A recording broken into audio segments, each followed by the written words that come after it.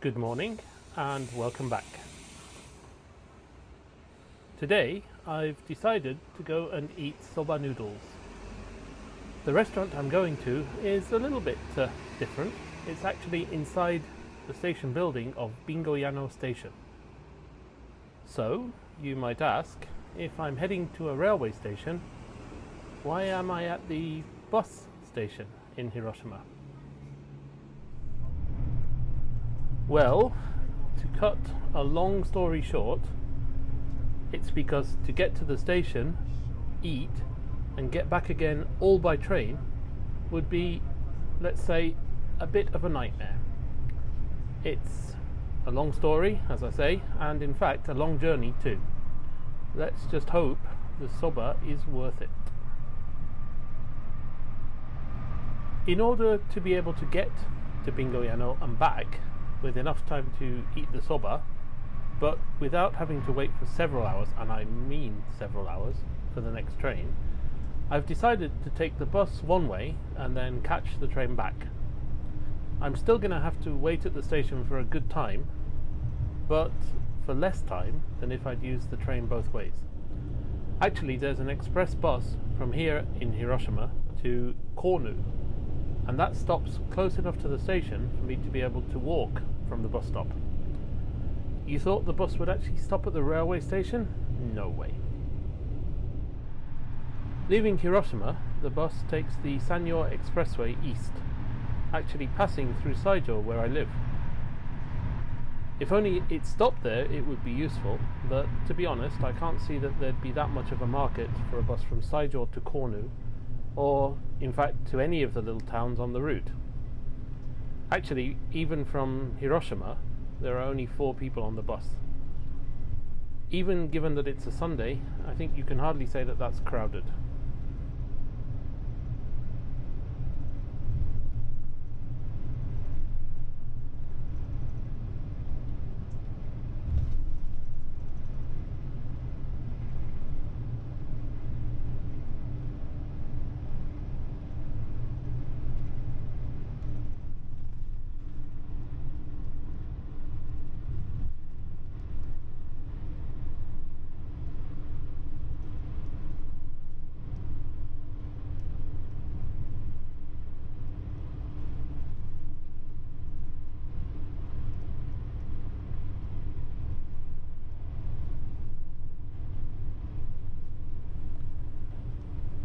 Out of Hiroshima and past Saijo, we head towards Mihara, and near Takasaka, which is just east of Mihara, is actually the highest point on the whole of the Sanyo Expressway. As you can see, the view from the window is pretty rural. Takasaka translates to something along the lines of high slope, and given the climb the bus has just made, that seems fairly appropriate.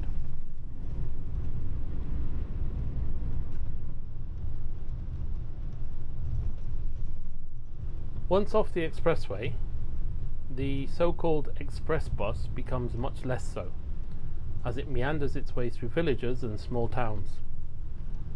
The only town of any real note on the way is Sera, which is famous for its fields of flowers.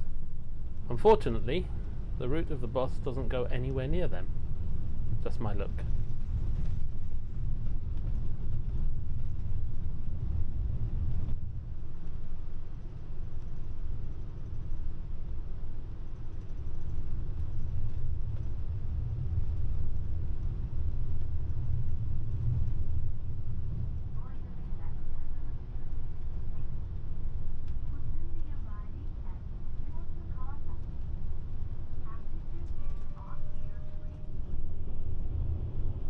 It's perhaps a shame that it's not a better day in terms of weather, but even so, the view from the bus window is a fine one. As you can see, it's predominantly a rural landscape, and of course at this time of year the rice planting has either just taken place or is just finishing.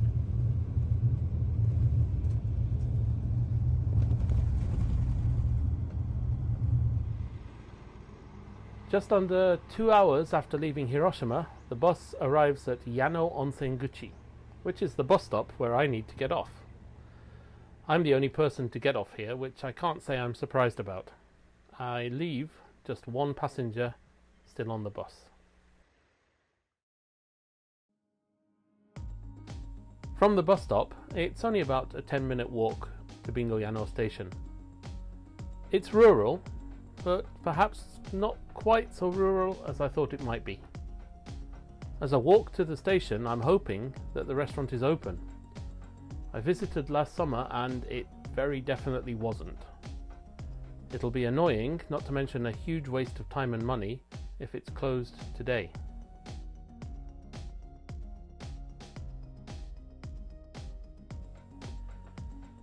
By the way, the restaurant I'm heading for, the station I'm heading for, is known for Fukuen-sen soba.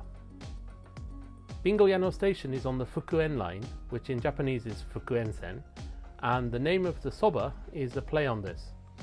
The soba sounds the same as the name of the line, but it's written with different characters. And these characters mean something like 1,000 fortunes. Anyway, this Fukuen-sen soba is what I'm hoping to try.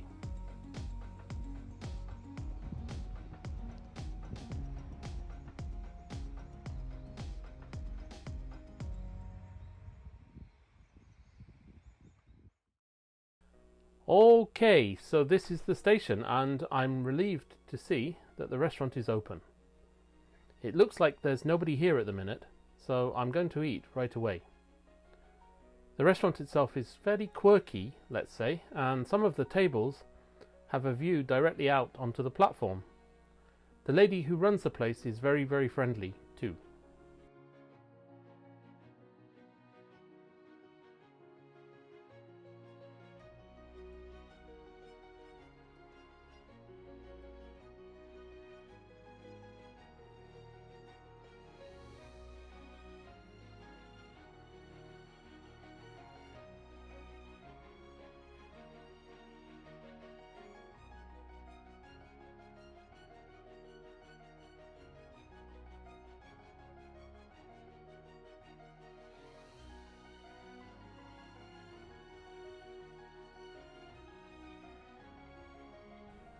Okay, so this is the 1,000 fortune soba.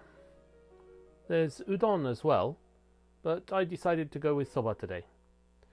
Anyway, the white, pink and green lumps are mochi, which is pounded rice. Mochi as a food is generally auspicious, but it's also delicious. Well, that was a very good bowl of soba indeed. The noodles were firm, the broth was nicely flavoured, and the addition of the mochi added, let's say, a certain something. I'd say it was worth the journey. Of course, speaking of the journey, I've still got to get back. Having eaten, it's now just before 1 o'clock. And the next train is almost exactly 3 hours from now. I did say I'd have to wait for a while. It's lucky that I have my iPad with me and plenty of work to do on it. Before that though, I'm going to take a look around the station itself. The overriding theme is Fukuen, the whole good fortune thing, playing on the name of the line itself. There's a yellow post box of happiness, a gate of happiness, and even a sort of shrine. Less happily though, there's nowhere on the platform to sit. There are seats and a big table in what would have once been the station waiting room though. Just right, in fact, for doing some work. While I was doing some work, the lady from the restaurant came out to tell me that if I was waiting for the 1:34 train, there wasn't one, because it only runs on certain days, and obviously today wasn't one of those days. In fact, when I was planning the trip, it hadn't even shown up in the online timetable, so I hadn't lost anything. This, though, led to a conversation about how few people use the trains these days. It's true that the trains on this rural line are slow, and they're in the main now really only for students. People who have to travel to work tend to use their own cars.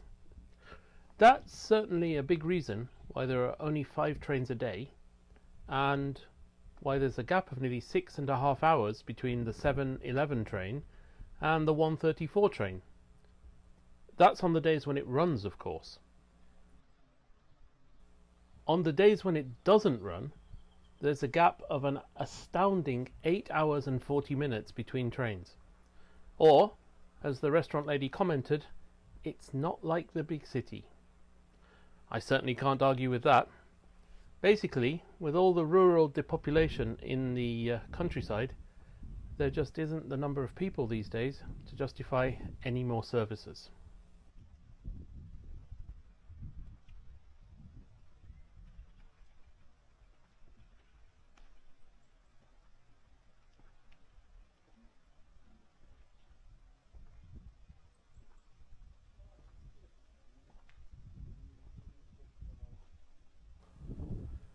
But I do get the feeling that it's a bit of a vicious circle too. There are a few passengers, so there are a few trains, that's fair enough. But there are a few passengers because there are a few trains. That's true too, I think. Especially on weekends, I'm sure there would be more people who would use the line, perhaps to come and eat soba, perhaps to visit Joge, a town a little further along the line known for its old-fashioned townscape, perhaps just to enjoy the rural scenery, if only it were easier to do so. I would certainly have come both ways by train, if only it had been feasible. But to be blunt, it's not feasible.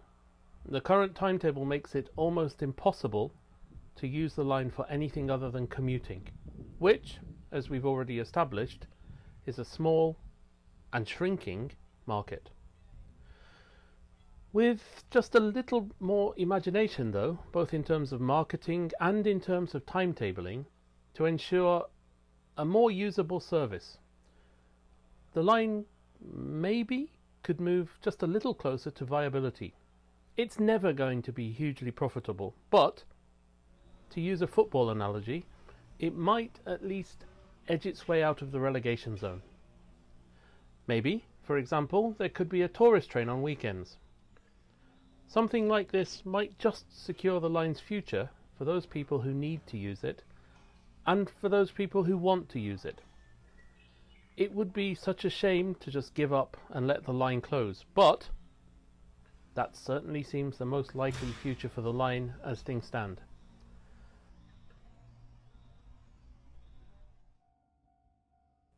Anyway, it's nearly time for my train back. But before that is the afternoon train up the line to Miyoshi. And purely by chance, it's one of the examples of where imagination has been used to try to promote the line. It's the carp train, a train decorated in the colours of Hiroshima carp. A good first step, that's true enough, but it's nothing more than a first step.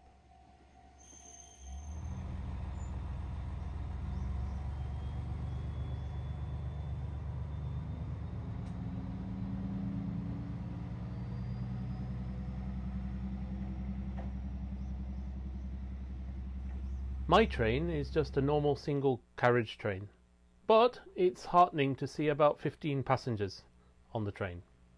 No students either, it's a Sunday after all. So the line is obviously useful for some people other than students. So maybe, just maybe, the future for the line isn't completely hopeless. One of the great things about the trains used on rural lines like this is that the view from the back of the train is completely unobstructed. There's a driver's cab at both ends, but obviously the driver sits at the front. So let's take advantage of this and enjoy the scenery.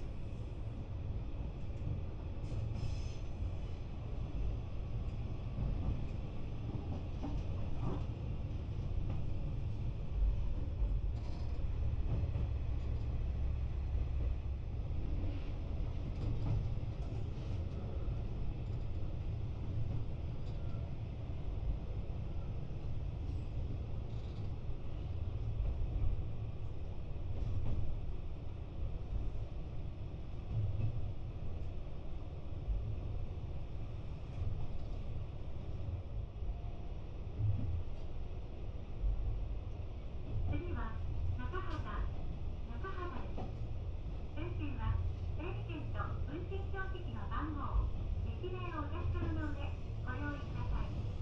お出口は一番前のドアです。ドアは手前に開きますので、列に立たないでください。お降りの際は、列車とホームの間がちょっと空いているところや段差がありますので。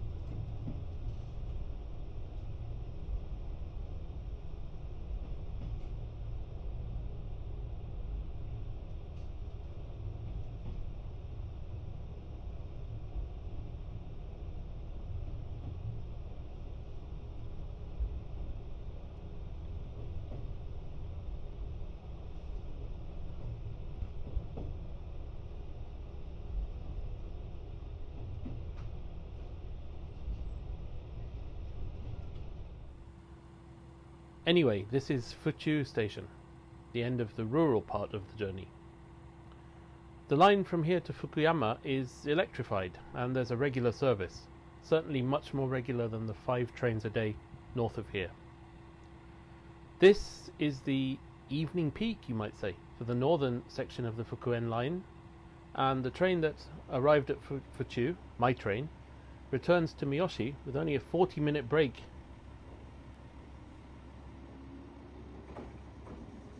So, I'm going to see that train off, and then I'm going to get the train that looks vaguely like a mutant panda back to Fukuyama. From Fukuyama, it's an easy-ish ride back through Onomichi to Saijo.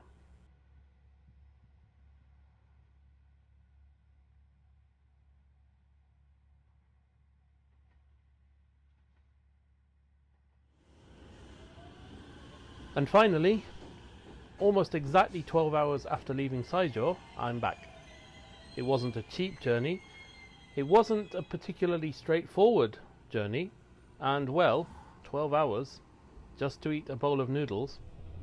If you look at it like that, it was ridiculous. But it was never just the soba.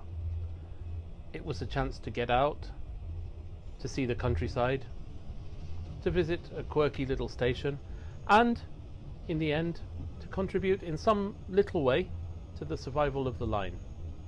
In that sense, I think it was worthwhile. So, if you ever find yourself in the Hiroshima area, play a part yourself.